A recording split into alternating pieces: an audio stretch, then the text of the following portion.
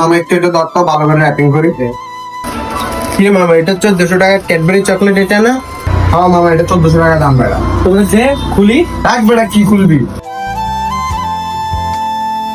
এটা আনতে গার্লফ্রেন্ডের লাগে, আর তুই খাইতে চাস?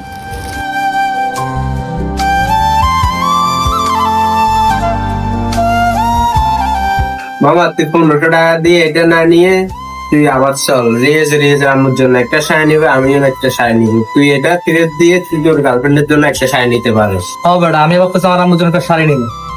দূর বেড়া, হয় কি এত কম দামি শাড়ি পরবো? 1400-1500 টাকা। ওর জন্য আমি পরে ব্র্যান্ডের থেকে একটা দামি শাড়ি কিনে দিবি। আপাতত চকলেটই খাক।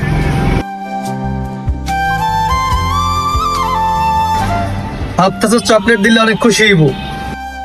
ঠান্ডা পরে দিয়েছি, একটু পরেই তোরা বিলে দেবো। কি বললি তুই? এই যে 1500 টাকা দিয়ে তোর গার্লফ্রেন্ড তুই চকলেটটা নিছস, ভাবতেছ সে অনেক খুশি হইব, কিন্তু তুই চকলেটটাও শেষ, তোর গার্লফ্রেন্ডের খুশিও শেষ। এর মানে তুই কি বুঝাতে চাইতেছ? ওকে আমার চকলেট পাই খুশি হবে না? খুশি হইব না কেন? অবশ্যই খুশি হইব।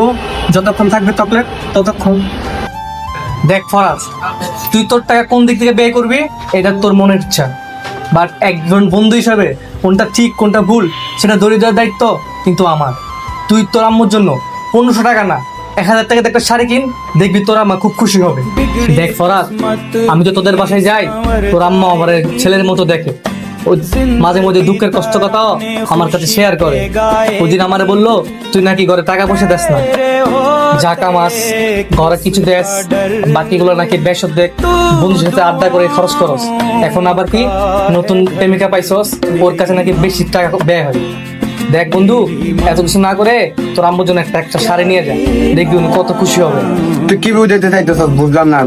বুঝিস মামা, গার্লফ্রেন্ড একটা টুক ধরে ঝগড়া করে তোকে কিন্তু ছেড়ে দিব। আবার তুই চকলেট দিছস 1500 টাকা, আরেকদিন আরেকটা ছেলে 3000 টাকা চকলেট দিবে, ঠিকই তোরে ছেড়ে ওই 3000 টাকা দামি চকলেট ছেড়ে এসে চলে যাবে।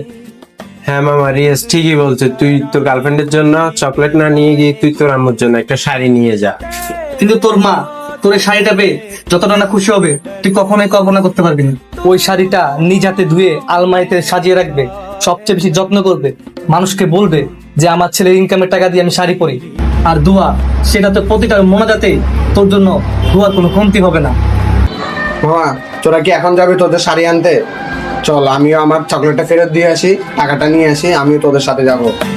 तेरे होते किसका डर, तू दुआ